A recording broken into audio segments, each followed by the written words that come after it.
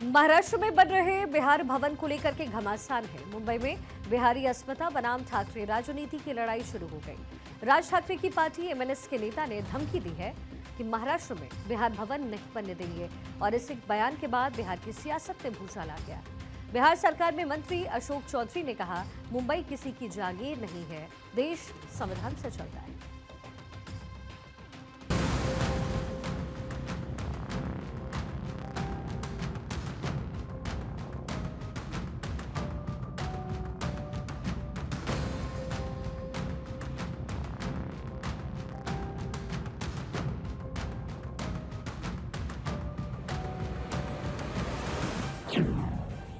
महाराष्ट्र में बिहार भवन पर सियासी घमासान।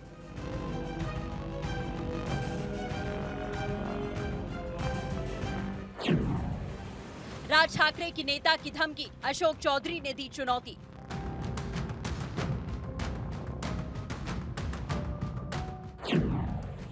राज ठाकरे के निशाने पर फिर से बिहारी अस्मिता।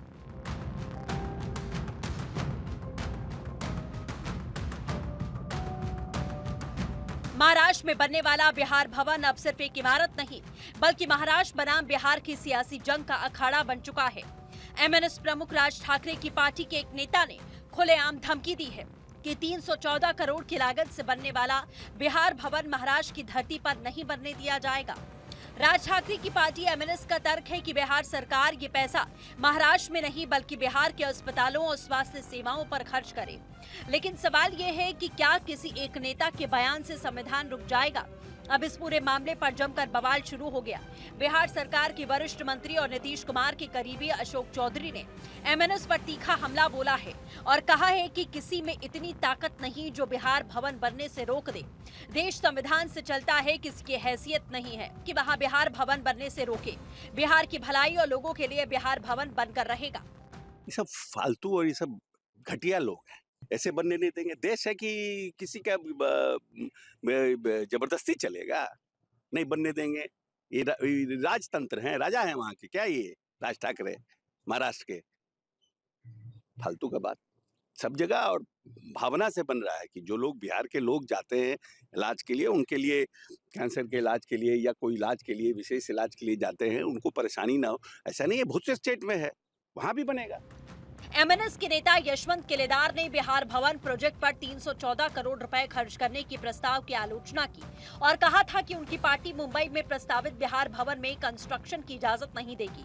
साथ ही बिहार सरकार की खर्च की प्राथमिकताओं पर सवाल उठाया और कहा कि महाराष्ट्र इस समय खेती की तंगी, बढ़ती पढ़ाई की लागत, महंगाई और बेरोजगारी जैसी कई चुनौतियों से जूझ रहा है। बिहार भवन के फंड का बेहतर इस्तेमाल बिहार में ही किया जाएगा। अगर बिहार से आने वाले कैंसर मरीजों के लिए पैसा खर्च किया जा रहा है तो वो पैसा बिहार में खर्च किया जाना चाहिए। मुंबई में ऐसे प्रोजेक्ट का कोई मतलब नहीं है। महाराष्ट्र में बनने वाले बिहार भवन को लेकर बिहार में सियासी पारा हाई हुआ तो बीजेपी आग बबूला हो उठी। बिहार बीजेपी का कहना है कि देश संविधान से चलता है। राज ठाकरे की पार्टी एमएनएस को संविधान से ज्यादा गुंडागर्दी पर भरोसा है। मुंबई किसी पार्टी की जागीर नहीं बल्कि देश की आर्थिक राजधानी है और बिहार भवन बनाने की जो बात है वो बिहार सरकार का फैसला है। मनसे नेताओं की धमकी बताती है कि उन्हें संविधान से ज्यादा गुंडेगर्दी पर भरोसा है। मुंबई किसी एक पार्टी या परिवार की जागीर नहीं है, देश की आर्थिक राजधानी है जहां बिहारियों के खून पसीने से इमारतें खड़ी हैं। जो लोग बिहार भवन रोकने की बात कर रहे हैं वो पहले यह तय कर लें कि वे भारत के संविधान से चलेंगे या क्षेत्रीय नफरत से। नीतीश सरकार और भाजपा किसी धमकी से डरने वाली नहीं। बिहार भवन बनेगा और शान से बनेगा। वहीं इस पूरे मामले पर जेडीयू ने भी एमएनएस को जमकर घेरा। जेडीयू ने राज ठाकरे को लेकर तंज कसते हुए कहा कि आज जिनके अस्तित्व पर संकट है वो ये भूल रहे हैं कि बड़ी बड़ी बात करने के चक्कर में कहीं इतिहास के पन्नों में विलुप्त न हो जाएं। तो उधर आरजेडी को भी सियासत चमकाने का मौका मिला और केंद्र से लेकर बिहार और महाराष्ट्र तक एनडीए सरकार है। ऐसी गीदड़ भभकी और धमकी देने वाले नेताओं पर कार्रवाई करनी चाहिए। हमारा देश संघीय ढांचे के अंतर्गत चलता है और हमारे संविधान ने हमारे केंद्र को और हमारे राज्यों को अलग अलग अधिकार दिए हैं। आज जो इस तरह की बात कर रहे हैं वो यह भूल गए हैं कि आज तो उनके खुद के अस्तित्व पर एक प्रश्न चिन्ह लगा हुआ है।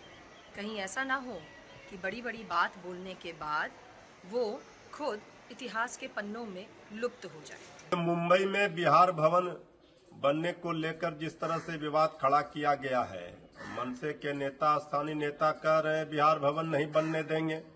और बिहार में एनडीए सरकार है, महाराष्ट्र में भी एनडीए सरकार है, केंद्र में भी एनडीए सरकार है।